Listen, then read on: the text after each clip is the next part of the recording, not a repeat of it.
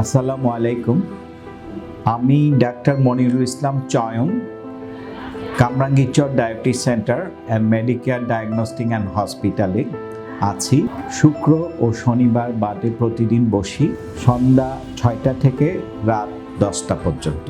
Specially diabetes patient related মেডিসিনের problem আমি দেখে থাকি। এছাড়াও ডায়াবেটিক ফুড কেয়ারের উপর স্পেশাল ট্রেনিং আছে।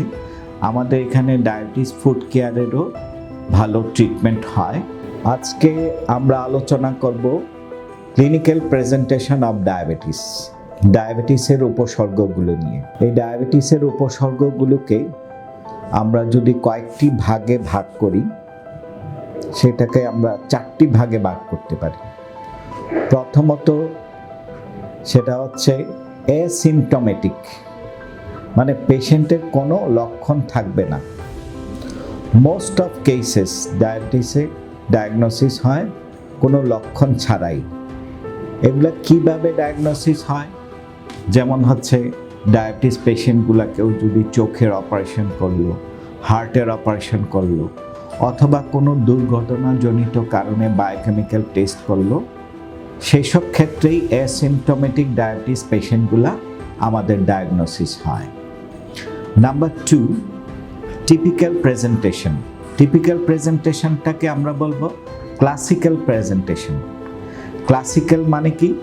সেখানে হচ্ছে ঘন ঘন পানি পিপাসা লাগা, ঘন ঘন ক্ষুধা লাগা, গলা শুকিয়ে যাওয়া, ঘন ঘন প্রস্রাব হওয়া, দুর্বল হয়ে যাওয়া, এগুলাকে আমরা ক্লাসিক্যাল প্রেজেন্টেশন বলবো। নাম্বার 3 যদি বলি, সেটাকে আমরা বলবো এটিপিক্যাল। এটিপিক্যাল মানে কি? প্রেজেন্টেশন আছে কিন্তু টিপিক্যাল না। যেমন কারো কারো ক্ষেত্রে এরকম হয় যে নন হিলিং আলসার, দীর্ঘদিন একটা ইনফেকশন হলো, শুকাচ্ছে না। কারো, বিশেষ করে ফিমেলদের ক্ষেত্রে, মহিলাদের ক্ষেত্রে এটা হয়ে থাকে ইনফার্টিলিটি, দীর্ঘদিন বেবি হচ্ছে না, কনসিভ করছে না, অথবা কনসিভ করছে প্রেগনেন্সি লস হচ্ছে, মানে রিপিটেড প্রেগনেন্সি লস। তারপর দীর্ঘদিন চুলকানির সমস্যা আছে, অল্পতে ও ট্রিটমেন্ট করলে কিছুটা ভালো হয়, আবার হচ্ছে। আর আরও কিছু পেশেন্ট আছে যাদের হচ্ছে খুব শরীর ব্যথা থাকে, বিভিন্ন সময় চর্মের বিভিন্ন ধরনের সমস্যা, সেগুলোকে আমরা টোটাল একটা যদি আমরা বক্সে নিয়ে আসি, সেটাকে আমরা অ্যাটিপিক্যাল বলতে পারি, মানে টিপিক্যাল ছাড়া। এটা হলো নাম্বার 3 গেল। নাম্বার 4, ডায়াবেটিস পেশেন্ট ডায়াগনোসিসের যারা আছে এর মধ্যে 20% পেশেন্ট প্রেজেন্ট উইথ কমপ্লিকেশন, মানে কমপ্লিকেশন নিয়ে আমাদের কাছে প্রেজেন্ট করে। তাদের ডায়াবেটিস ধরা পড়েছে কিন্তু কমপ্লিকেশন নিয়ে এসেছে, সেটা 20%। তো তার মধ্যে এই কমপ্লিকেশনগুলোকে যদি আমরা 2 ভাগে ভাগ করতে পারি, সেটা হচ্ছে একটা মাইক্রো অ্যাঞ্জিওপ্যাথি, মানে ছোট ছোট রক্তনালীগুলার ডিসফাংশন। তাদের মধ্যে আছে হচ্ছে রেটিনোপ্যাথি নিয়ে আসে। রেটিনোপ্যাথি হচ্ছে চোখের রেটিনার রক্তনালীগুলার ডিসফাংশন হয়ে রেটিনোপ্যাথি ডেভেলপ করে। নেফ্রোপ্যাথি নিয়ে আসতে পারে, কিডনির সমস্যা নিয়ে আসতে পারে।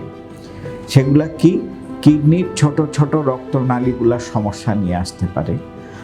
আবার নিউরোপ্যাথি নিয়ে আসতে পারে। নিউরোপ্যাথি হাত পায়ের নার্ভের প্রবলেম, এগুলোর ফলে দেখা যাচ্ছে কারো হাত পায়ে বার্নিং সেন্সেশন হচ্ছে, টিংলিং সেন্সেশন হচ্ছে, মানে হাত পা জ্বালাপোড়া করে, ঝিমঝিম করে, ক্র্যাম্পিং পেইন হয়, কখনো কখনো অবশ লাগে।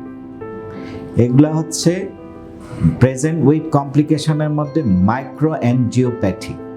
আর ম্যাক্রো অ্যাঞ্জিওপ্যাথি মানে হচ্ছে বড় বড় রক্তনালীগুলার সমস্যা। বড় বড় রক্তনালীগুলার সমস্যার মধ্যে হচ্ছে, যেমন কারো হার্টের রক্তনালীর প্রবলেম হয়ে ইসকেমিক হার্ট ডিজিজ নিয়ে আসলো, কারোর ব্রেইনের রক্তনালীগুলার প্রবলেম হচ্ছে, সে হচ্ছে স্ট্রোক ইসকেমিক স্ট্রোক নিয়ে আসলো, কারো কারো ভাস্কুলার ম্যাক্রোপ্যাথি, মানে বড় পায়ের হাতের বড় বড় রক্তনালীগুলা প্রবলেম নিয়ে হঠাৎ গ্যাংগ্রিন হয়ে গেল, পায়ে হাতে সেলুলাইটিস হয়ে গেল। তো ওভারঅল জিনিসটাকে যদি একটু আবার আমি সামারি করি, তো ক্লিনিক্যাল প্রেজেন্টেশন বা উপসর্গগুলোকে আমরা 4টা ভাগে ভাগ করব। এক হচ্ছে অ্যাসিমটোমেটিক, যাদের কোনো লক্ষণ নাই। 2 হচ্ছে টিপিক্যাল, মানে একদম ক্লাসিক্যাল লক্ষণ নিয়ে আসলো। 3 হচ্ছে অ্যাটিপিক্যাল, মানে ক্লাসিক্যাল ছাড়া অন্য বেশ কিছু উপসর্গ নিয়ে আসলো। আর 4 নাম্বার হচ্ছে কমপ্লিকেশন, মানে রোগের একদম শেষ হয়ে, মানে রোগটা হতে হতে চোখের প্রবলেম, কিডনির প্রবলেম, এই ধরনেরগুলা নিয়ে আসলো। তো এগুলা থেকে মোটামুটি আমরা আজকে জানলাম যে ডায়াবেটিস রোগের উপসর্গগুলা কি। আগের ভিডিওতে আমরা ডায়াবেটিস ডায়াগনোসিস নিয়ে আলোচনা করেছিলাম। সকলকে ধন্যবাদ।